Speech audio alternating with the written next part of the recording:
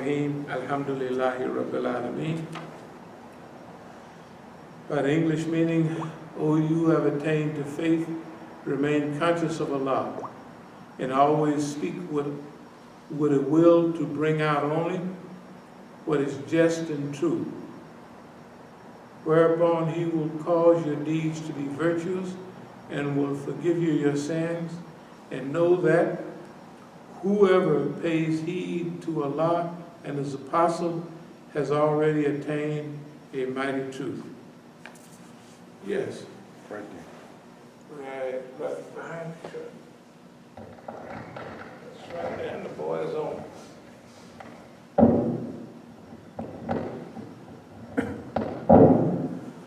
Of course, this is our favorite ayat, and it says the expression "kaul sadid" signifies literally a saying that hits the mark, truthful, relevant, and to the point. And the only other instance where this expression is used in the Quran is in 4:9. It is appropriately rendered as speaking in a just manner. In the present instance, however, it obviously relates to speaking of others in a manner devoid of all hidden meanings, insinuations, and frivolous suspicion, aiming at no more and no less than the truth. Okay. So we want to start off with paradigm shift. This is November 2006, which is 11 years ago. Paradigm, a pattern, example, or model, an overall concept accepted by most people in an intellectual community as those in the natural sciences because of its effectiveness in explaining a complex process, idea, or set of data. If you want to improve or develop in small steps, focus on attitude and behavior. If you want to move ahead in giant steps, shift your paradigm. How you see the situation and yourself and your role in it. Abdul-alim Musa. So that's one of my sayings.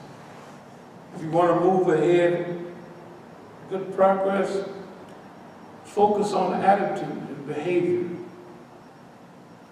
But if you want to make quantum leaps, like what we're in now, and what we've been at various times, concentrate on a whole shift, a paradigm. In other words, change your whole system of measuring things. Paradigm is a word that means a model, pattern, or set of ideas which describes some aspect of the world. Paradigms usually explain cause and effect relationships that scientists use to make predictions, which are then tested. If their observations do not match their predictions, they revise their paradigms. Over time, their paradigms and their predictions become more accurate and useful. So remember, paradigm is a model or a pattern or a set of ideas which describes some aspect of the world. Paradigms usually explain cause and effect relationships that scientists use to make predictions. In other words, this is scientific too. You know, think about science and scientific formulas. If you mix the same scientific, the physical formula together, it'll do the same thing every time. Basically, you mix this much salt, this much pepper, this much this, and it's the same quality each time. It'll taste the same, it'll do the same thing. In social science, it's not like that. You can mix these good deeds with those bad people and mix other types of deeds with semi-good people. And you can try to weigh and measure what's going to happen. But in social science and even in religion, the same thing don't happen every time. But over the long run, over the years, there's a pattern which develops. And the more skill you gain, the more knowledge you gain, you are able to predict if your paradigms are correct. Predict future events in a more correct way because of your training, because of your history, because of the process of weighing and measuring and laying out things.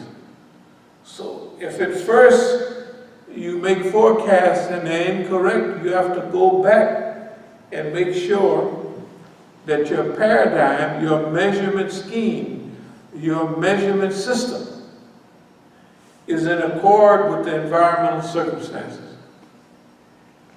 Because it says paradigms usually explain cause and effect relationships that scientists use to make predictions. Now, you know we're down in predictions. Sometimes I start going over those predictions in writings and what have you, and it's mind-boggling. Which are then tested. In other words, well, we all know that we make forecasts or we have opinions about the future. Then we test them.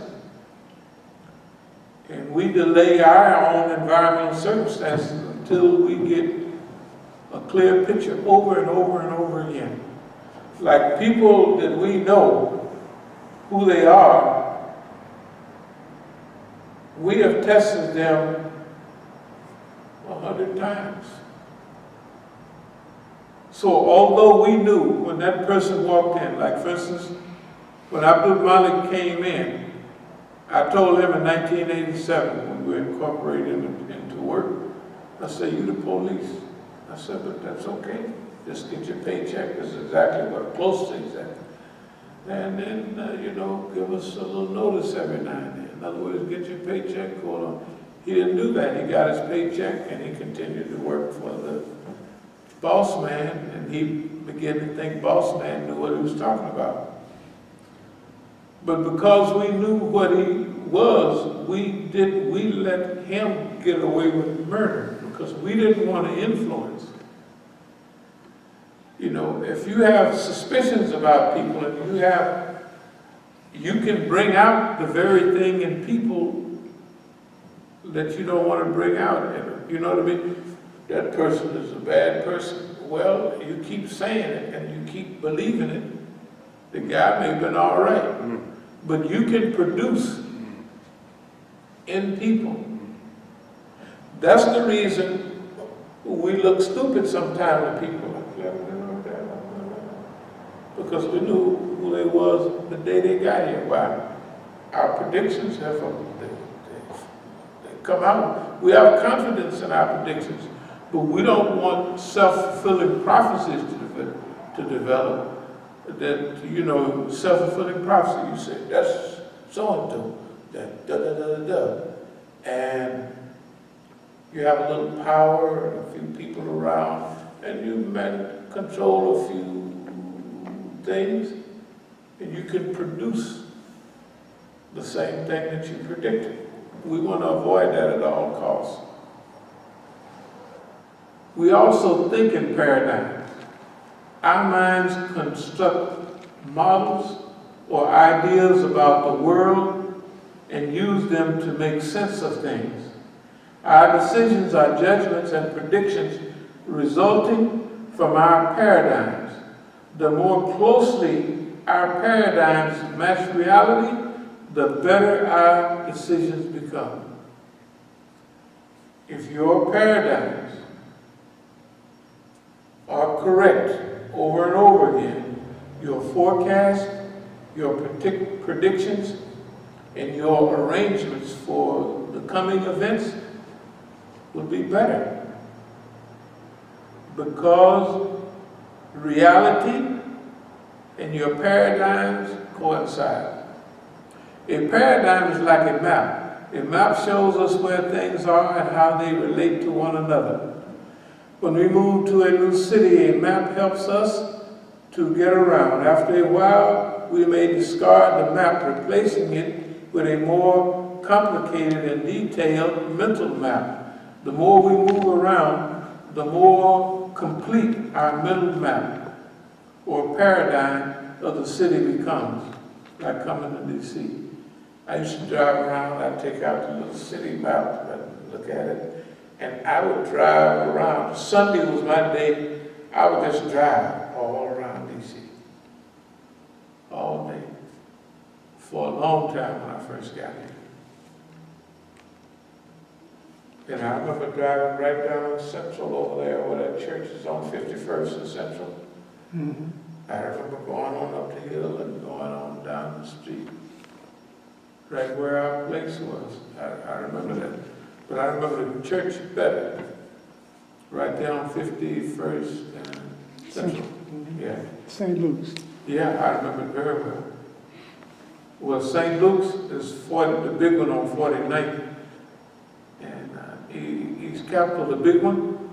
Yeah. The little church, not the Catholic church. When you go to the little church, you know where the library is on 50th? Mm-hmm. Okay, well, right down here, there's a church on the corner. Right. It's a good size, black. Yeah, Right around the corner from the Masjid. Yes, right around the corner. Likewise, we create paradigms of people, companies, ethnic groups, countries, governments, political parties, or everything. In fact, even of ourselves. When we talk about certain political parties and some of our friends, when we talk about Ikhwan, they're evolving, but they're evolving behind the curve because they have the wrong paradigm of the system that they're dealing with, and they have the wrong picture of themselves. They don't have the correct who they are, what their abilities are. So they misjudge and they misgauge. So in Tahrir Square, since they didn't start that uprising, they shouldn't take it over by semi-force because they better organized. You know, they shouldn't. And they should join with other people. Because anybody knows that the Israelis and the Americans are not going to allow you to be a big success. First of all, a country like Egypt and all cannot hardly be a success soon enough. The hopes and expectations of people after a transition is so high that very few people can fulfill them. That's why they usually have a second revolution or big uprisings after that. Because of people's expectations, when they got rid of the dictator, we're going to have bread, food, and everything.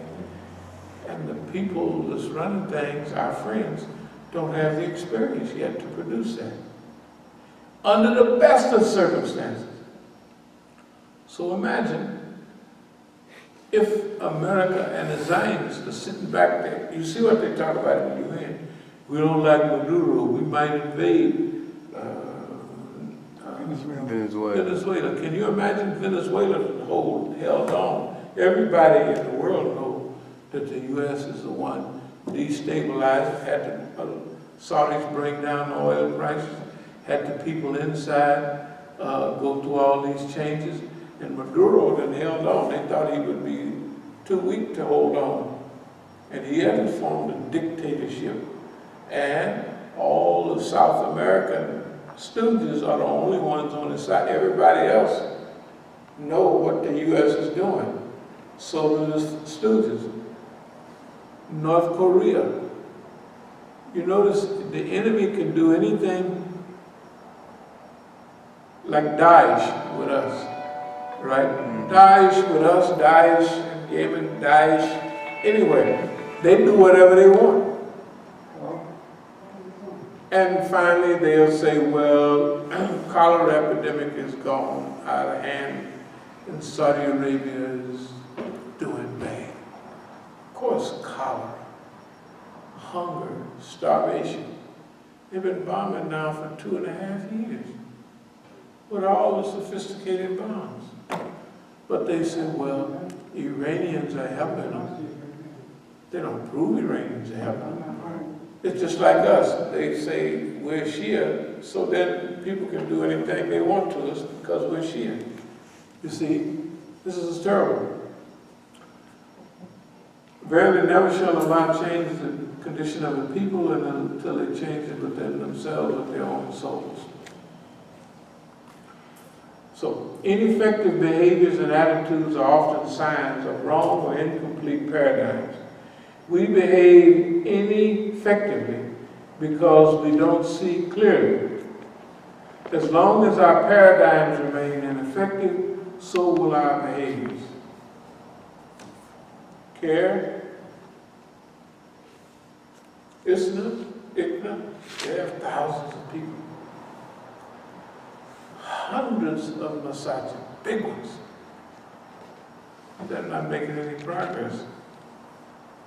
They're opening more Masjid, but the people are still afraid. They're not taking the ayahs of the Quran for their mission. Therefore, they think they're successful. But for being in America, for what America needs, they're not presenting it. And they're not presenting it in a way that would be helpful to American people. Why? They care more about the government than they do about the people in Islam. They came here to stay here. So that's why care is always wrong. Why? Because its paradigm is wrong. Islam is wrong almost all the time. I mean, wrong on a big level. Why? Because their paradigm is wrong, their map is wrong, so they can't get to the right place at the right time, because they don't know what they're looking for yet. So they don't have a map that's based in reality. It's based on what they want. We talked about that many times. Analysis based on desire. We come to conclusions about America and the world we live in based on what we want. We want citizenship, we want tranquility, we want to be accepted by white America. Therefore, this is what our analysis produces, and our paradigm is incorrect. Perfect paradigm was, what was it, whether we're going to have cooperation or confrontation. We told them, you're going to have confrontation. Our paradigm is correct. Why? Because we've been here all this time, and they done blew up the World Trade Center already. They already talk about Ramsey Youssef and them. They already done laid it out. The World Trade Center 93. This is where we're coming from. In the World Trade Center 93, they got everything that they want. You know, the Death Penalty Act, all that. Anti-terrorism. Patriot Act. They got everything. Renditions and phone tapping, everything they wanted. They got it. From the first World Trade Center. Since nobody responded properly, or the big people didn't, they come back and did it again, just to iron that boy out where it looks nice and creased. And the people did it so long, they can't stand up and tell the truth now. They'll look ridiculous. Not us. We can stand up and say what we say all the time. Why? Because this has been our pattern. Our paradigm was based on reality. Our paradigm was based on truth. Our paradigm was based on scientifically observable and tested behavior patterns. over decades and decades of time. So we use the old thing, if you walk like a duck and quack like a duck, it's a duck, right? So the European American behaves a certain way all the time when he's told you where he wants to go and what he wants to do. Therefore, he's already told you what his behavior will be. All right. Ineffective behaviors are often signs of wrong and incomplete paradigms. We behave ineffectively because we do not see clearly. As long as our paradigms remain effectively, so will our behaviors. By the same token, if we change our paradigms, our behaviors and attitudes will almost surely change as well. Some of our most important paradigms are ones we hold of our own selves. That's called self-image. And now we're going to talk about what's called social mirror.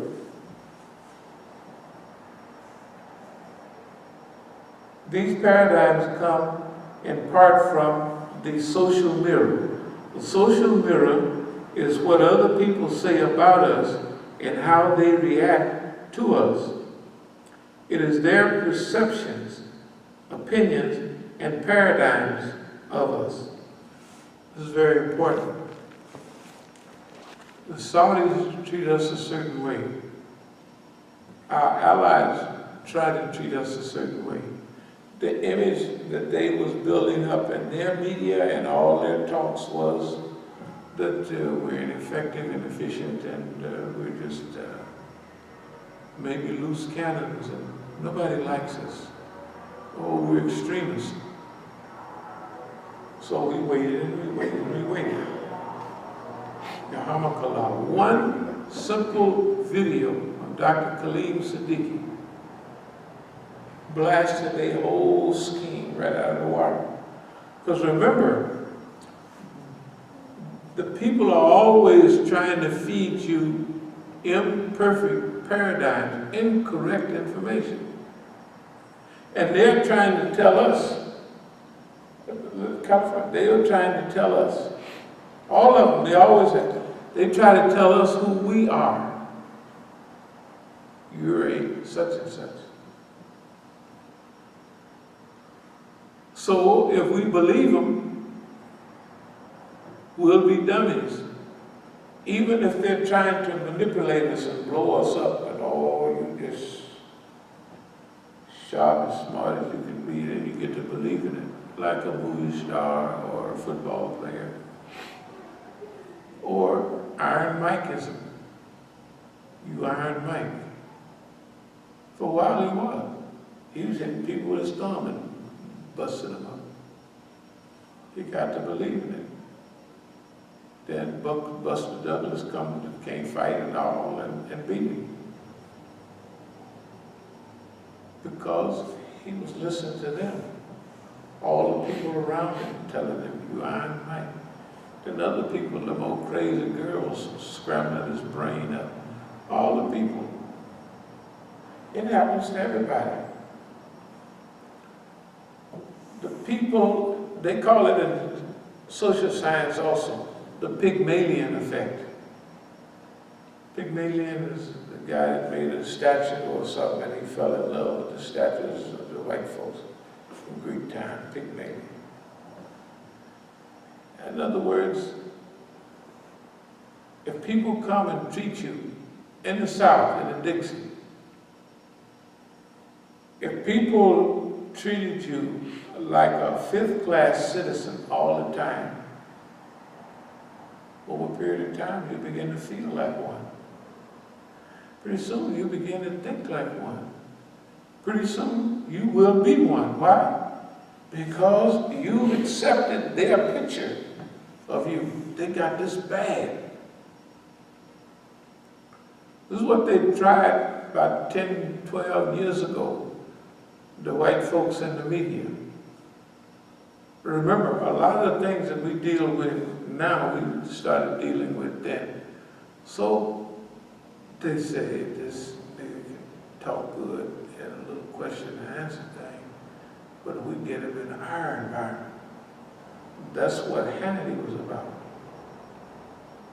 That's what Steve Emerson was about. We'll get him in our environment. It worked on Farrakhan. He said Judaism is a gutter religion. And the Zionists jumped on him and got him playing the violin, playing Middleton. Remember in the 90s? Yeah. Middleton was supposed to be a Jew, but he became a Christian. Don't make no difference who he was. We ain't got no fiddle, and we ain't playing nobody. Because we're not going to let them tell us, or nobody else. Our friends are our enemy. You have to make a realistic analysis, self-analysis. All the great workers and scholars, from Imam Hassan al-Banna on down, put a serious emphasis on self-analysis. Imam Hassan al-Banna said every night before, when you go to bed, you should go over the day and what you should, Okay, so we're going to go over from the social mirror, our maps or images and judgments of ourselves. We hold ideas like, I am not a creative person. I'm not good at math. I'm not good at cooking. You're not good at cooking because you don't try. That's all. I'm good with numbers. I'm not good with numbers. That's what we tell ourselves. And we're no good at it. The idea that we should live from imagination and not memory refers to the social mirror. The social mirror is based on our memory of how other people have treated us or reacted to us. Our potential, on the other hand, is based on what we imagine we might become. Because the information we obtain from the social mirror is based on what other people think about us, it can be wrong or only partially correct. So in a sense, what we see in our imaginations as our potential can actually be more correct picture of what we are like than reflections of the social mirror are. Remember we talked about in social science they have internals and they have externals. These are just people are formed kind of like that. Externals are people that judge things by, like they say, the white man ain't gonna let you do this or that or the other. Oh, I ain't gonna look into that. That's white man's business. That's white folks' business. That's nigger business, like they did Martin Luther King. Vietnam is white folks' business. Civil rights is nigger business. This is the way they teach us. And if we believe it, we'll get caught up in it. Now, externals, I don't have a job because they won't give me a job. I flunked the test because they asked me the wrong questions. It's the environment out there has more effect on me than anything else. And my future, almost, my wife, my children, my house, all of that is more determined by them, external factors. Internals, on the other hand, they believe more that it's what I do, what I see, what I believe. What we think about ourselves is more important than what they think and than what they say. They say niggas ain't nothing. If you believe it, niggas are not nothing to you, therefore you treat them like that. They taught the young Negroes, we didn't used to shoot each other like we beat each other upside the head or break a wine bottle over the head. We didn't shoot each other down like dogs. Why? Because the media put it in the movies and showed us shooting and killing each other. So we said, that's a good idea. That's why movies are so deadly. Remember the blaxploitation period? You don't remember any real positive picture. They showed dope dealers, gangsters, robbers, and pimps, mostly pimps and hustlers, because that's what they wanted us to be. They wanted a man to feel like, and then they brought it into Islam. You notice all the sissified imams Siraj got 1, 2, 3 wives. Abdul-Alim them. You know why they do that? Because they want the school-going Negroes get their head up by how many girlfriends they have. Stuff, little dumb stuff. They do. Right? What their woman look like. All that dumb stuff, right? So, if all the imams that we come in contact with have 2 or 3 wives, they're setting the criteria. The white man got them clowns setting the criteria because the stupid Negro said he always wanted to be a pimp down and he always wanted to control his woman because he never could. Right? So they do simple bull crap to derail us all the time. It's simple stuff. Right? And they do it every day, all the time. And it works on them. That's why we have to teach people about paradigms. Because